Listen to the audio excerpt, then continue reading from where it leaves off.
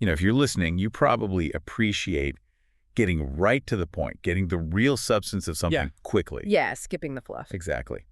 So for this deep dive, we're looking at someone you've probably heard of, maybe seen depicted, but maybe haven't grasped the full picture of, Narad Muni.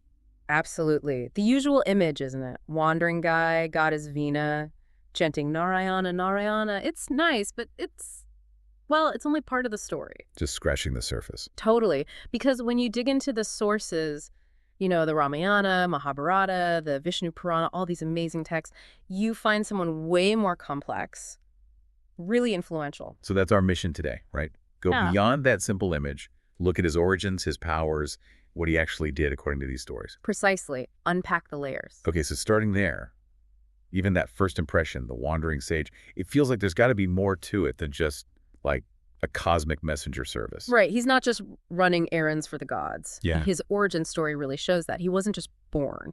Well, initially, one story mentions him as a son of a Prajapati, one of those early creators. But that's not the whole picture. Through incredible devotion, really intense spiritual work. He leveled up, basically. You could say that. He became a Manas Putra, a mind-born son of Brahma. Mind-born, wow. Okay, what does that actually mean? How did he get there? It goes back to a previous life. Apparently, in an earlier existence, he was completely focused on Lord Vishnu, like zero worldly desires, just pure devotion. Okay. So when that physical body passed away, he wasn't just reborn randomly. He was elevated, became this celestial being, still totally devoted to Vishnu. And that's what led to being Brahma's son. That seems to be the connection, yeah. That unwavering focus, that purity of devotion. It resulted in him being reborn, or rather manifested, as Brahma's Manas Putra. So he's a divine sage, a rishi, and this eternal traveler. So multiple layers to his origin alone, not just one simple backstory. Exactly. It sets him apart right from the beginning. Which naturally leads to thinking about his abilities. If he has this kind of origin, earned through spiritual power, what could he actually do? What powers are we talking about? They're pretty extraordinary. Top of the list, probably teleportation. Just toof. Be anywhere instantly. That's the idea. Appearing wherever needed, no travel time, seemingly crossing vast distances in a blink. No delays, no connecting flights. Right. And tied into that is this idea that he kind of transcends time as we know it. Well, like time travel? Not exactly in the H.G. Wells sense, maybe, but he's not stuck in linear time, past, present, future. The texts suggest he had a grasp of it all. His astral travel, moving between realms, dimensions, it's described as a really advanced yogic power. So when the stories say he just shows up somewhere critical... It might mean it literally, yeah. It's fascinating because, you read this ancient stuff and then you think about modern ideas. Like teleportation and sci-fi. Exactly. Or even like really theoretical physics concepts, quantum entanglement, things being connected instantly across space. It's not the same, obviously, but the idea resonates, doesn't it? It does make you wonder. And it wasn't just physical travel. He had antargyan, deep inner knowledge, like a profound, intuitive understanding of everything. All the big cosmic cycles, the eras, the god stories, the consequences of actions. You see this play out, especially in the Mahabharata, where he often knows things others don't. Okay, having that knowledge plus the ability to pop up anywhere. That's a potent combination. How does that actually shape things? That's the key question, isn't it? It shifts him from just an observer to a potential influencer, a catalyst. It makes you think about, the nature of reality these texts are describing. Let's zoom in on that influence, starting with the Ramayana. Where does Narad fit into that epic? He's actually fundamental to it. You could argue there'd be no Ramayana as we know it without him. Really? How so? He's the one who inspires Maharishi Valmiki to write it in the first place. No way. He sparked the whole thing. Pretty much. The story goes that Valmiki, the sage, asks Narad this really deep question. Something like, who in the world today is truly perfect, full of virtue, strong, grateful, truthful, righteous, all the good stuff? He was looking for the ideal man. Exactly. And Narad's answer, he describes Lord Rama in detail, all his qualities, his story. That description essentially becomes the blueprint, the theme for the Ramayana. That question kicked it all off. Wow. So that single conversation was monumental. Absolutely. A pivotal moment. But there are other, maybe stranger stories involving Narad in the Ramayana context, too. Oh, like what? Well, there's one where Narad himself wants to get married to a princess. He does all this intense penance, really works for it. Okay. Did it work? Sort of, but not how he planned. Lord Vishnu engages in some divine play, some leela, and the result is when Narad goes to the princess for the Swayamvara, the choosing ceremony, Vishnu makes his face look like a monkey's. Wait, what? Narad Muni with a monkey face? Yeah. Haha, yeah. Temporarily. It's one of those divine tricks, part of a bigger plan, layers of meaning. But what's really interesting is how people connect this story, symbolically at least. Let me guess. Newman. Exactly. It's often seen as a symbolic link, maybe not a direct origin, but touching on themes of devotion, divine plans going in unexpected ways, transformation, things central to Hanuman's story, too. It adds this weird, deep layer. Definitely unexpected. Mm-hmm. Okay, so shifting gears to the other huge epic, the Mahabharata. Yeah. You mentioned his influence there earlier. Can we get into some specifics? What were his key moments? Oh, definitely. He pops up at some really crucial times in the Mahabharata. For instance, remember the Rajasuya Yaga, Yudhishthir's big royal ceremony? Yeah, the one where things went south with Shishupala. Right. Well, Narad saw that coming. With his foresight, he warned the Pandavas beforehand. He told them, essentially, look, inviting Shishupala is risky. He's volatile. So he was like an early warning system, spotting trouble ahead. You could put it that way, yes. His time-spanning perspective gave him that insight. And another big one, his talk with Bhishma. The great warrior Bhishma. The very same. Narad actually explained the deep importance and power of brahmacharya, that path of celibacy and spiritual focus, to Bhishma. And given Bhishma's famous vow, well, that conversation likely had huge implications. Wow. So he wasn't afraid to deliver some heavy truths, even to someone like Bhishma. Not at all. He also apparently gave hints, early signs about Duryodhana's path, seeing the adharma, the unrighteousness, and warning about where it would lead. He could see the writing on the wall. Seems like it. And his role wasn't just advising kings and warriors. He taught other sages, too.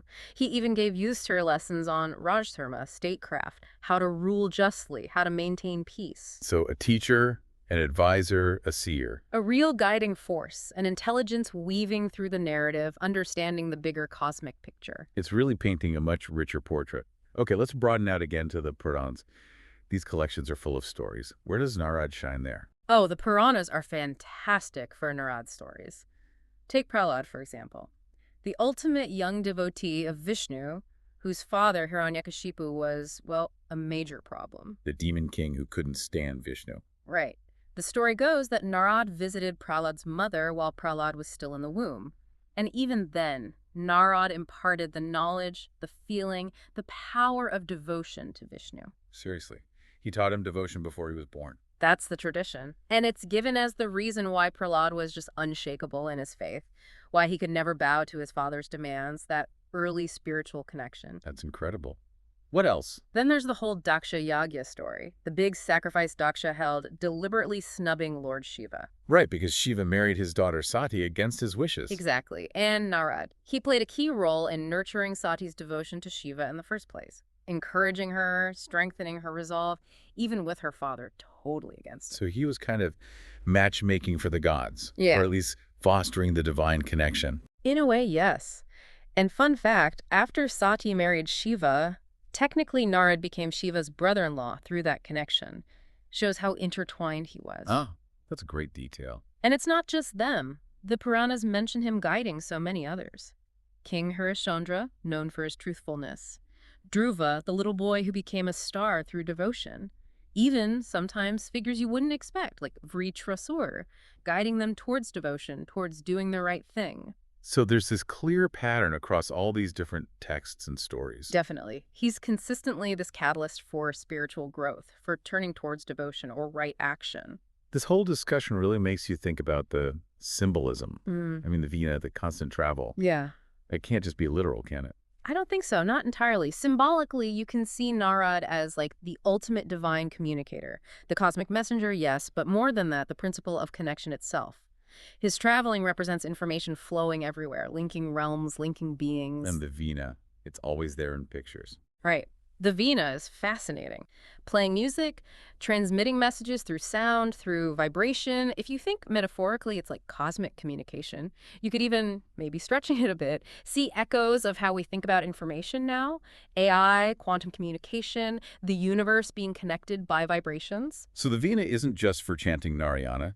It's a symbol of this deeper communication. Potentially, yes. A tool for transmitting divine knowledge or influence through sound itself. And then there's the time thing we touched on. The Trikaldarshi, seeing past, present, future. Yes. That ability to see across time is key to his role. It's why his advice is often so potent, so necessary. He sees the consequences. And again, looking through a modern lens, it makes you think. About what? Wormholes. Ha! Well, maybe not literally wormholes, but the idea of nonlinear time, of shortcuts through space-time, or even philosophical concepts like astral projection consciousness, moving beyond physical limits. These ancient texts seem to be playing with concepts that feel very advanced, even now. It's like they were tapping into possibilities we're only just starting to explore scientifically or theoretically. It certainly feels that way sometimes. It encourages you to read these texts not just as old stories, but as potentially holding really deep insights, maybe even coded in symbolism. So as we kind of wrap up this deep dive, what's the takeaway? What's Narad Muni's lasting legacy?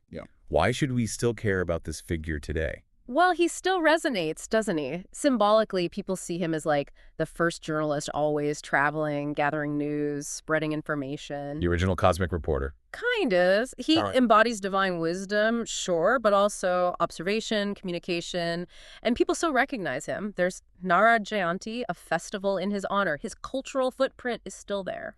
And the core lesson from his life, his stories. Maybe it's that divinity or purpose can exist even in restlessness, in chanchalata, that constant movement. His wandering wasn't pointless. It was always leading somewhere, usually to a turning point in a story, an era. Every message mattered. It seems so.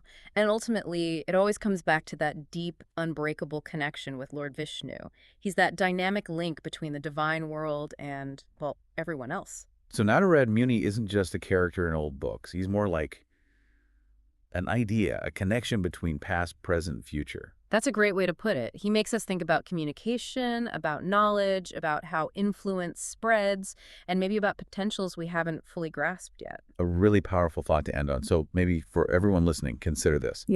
How does that ancient idea, a cosmic messenger with these incredible abilities, connect with how we think about communication, the universe, and information flow today? What could these old stories be hinting at about possibilities we're only just beginning to imagine?